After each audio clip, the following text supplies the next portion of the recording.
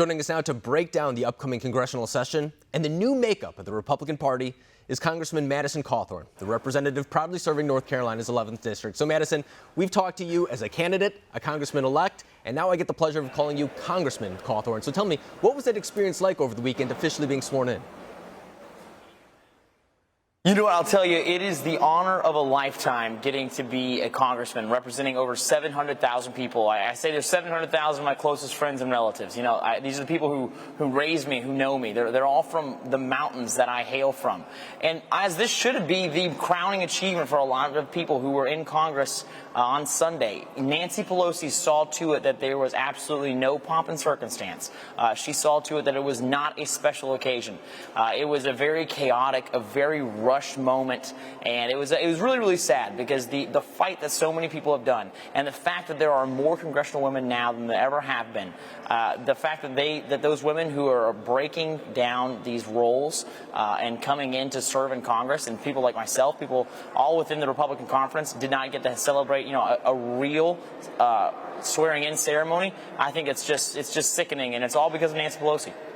And for a lot of those women, too, that you just mentioned, it's the whole reason why Republicans now have a slimmer majority in the lower chamber. I mean, they were very successful at coming out, challenging the things that the media puts out there and says that the Republican Party is the party of old white men. We know that's now not necessarily the case or anything like that. We know that the Republican Party is diversifying. And, of course, they did come out behind Kevin McCarthy, too, saying that they are the person that he wants to lead the Republican Party this time around. Is the Republican Party more unified than perhaps it has been in the past? You know what? I'll say that it looking like it is, because a lot of people are coming around Kevin McCarthy, and Kevin McCarthy delivered a speech that you would not really expect from kind of the establishment leader of the Republican Party. He came onto the House floor and he told it like it was. Right before he handed the gavel over to Nancy Pelosi, he really laid out the atrocities that the Democrats have conducted themselves with in the past session for the last 2 years, and I was very proud of him. If that's the tone that the establishment's going to have, I'm happy to follow under Kevin McCarthy. He did an incredible job. But I think right now that you're seeing a lot of really warriors stepping up in the Republican Party. You know, myself and a few other people like Lauren Boebert, Mo Brooks, Barry Moore. These are people who are really on the forefront of leading the contesting kind of movement that we have going on right now. But now you see that it's caught on. I think it's the overwhelming majority of Republicans in the House are now supporting contesting this election because right now it's not, and it's because everyone realizes that this isn't necessarily about President Trump. This is about the future of our republic, and this is about the sanctity of our vote. And that's why people are ready to step up and fight. And in fact, Mo Brooks, I mean, it wasn't too long ago where he came out and said that he would be challenging the Electoral College vote. And then you followed shortly behind. And at the time, it was a little bit of a trailblazer thing to do. It wasn't necessarily the thing that was commonplace within the Republican Party. But since then, we've seen, as you mentioned, several other Congress people come on board, including several senators as well, big names such as Ted Cruz, Josh Hawley. Is there a unified effort maybe behind the scenes to put together a more orchestrated argument to be made this Wednesday? Oh, there absolutely is. Yeah, it's a very organized process. We realize that the very future of our country depends on what happens here.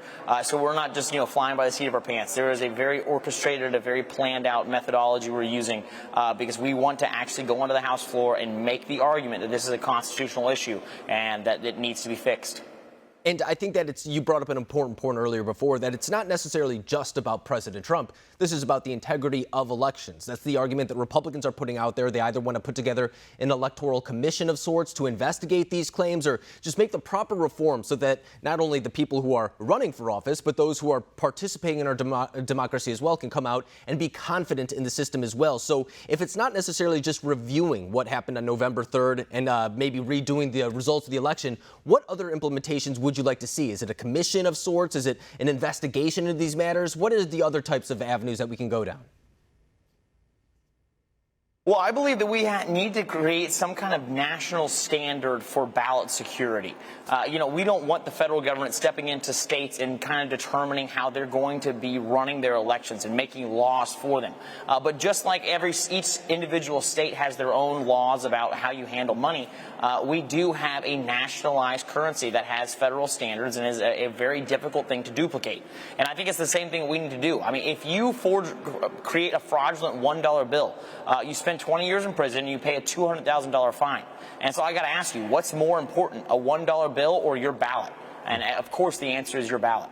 And once again, I think that this goes beyond any political divisions necessarily, because we've said it on this program several times. Democrats were voicing these very same concerns back in 2016 when the results didn't go their way. And now here we are in 2020. Republicans do have their concerns about the outcome of the election as well. I think that there should be an auditing process so that people can just have confidence in the system no matter where you stand politically. And I think that this is one step to getting to that point, just an audit of the way that these elections are held. But Madison Cawthorn, I can't thank you enough. I should say Congressman Madison Cawthorn. It's going to take some getting used to. But once again, congratulations on your new position, and thanks for coming on the show tonight.